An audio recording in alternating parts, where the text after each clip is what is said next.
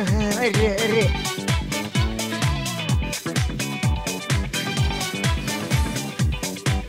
یکی جانم بیا.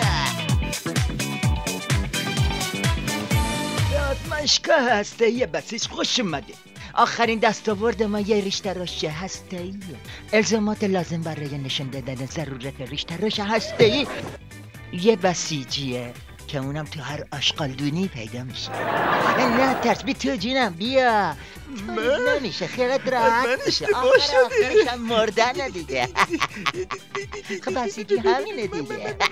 مغزه این چیزا دم هیچ صدمه ای نمیبینه. تو کلت چیزی نیست که بتونه صدمه ببینه.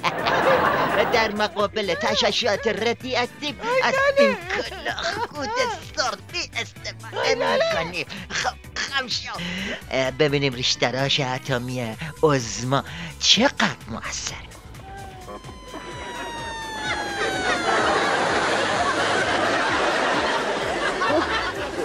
اصلا دیگه نیازی هم به ریش زدن نداره.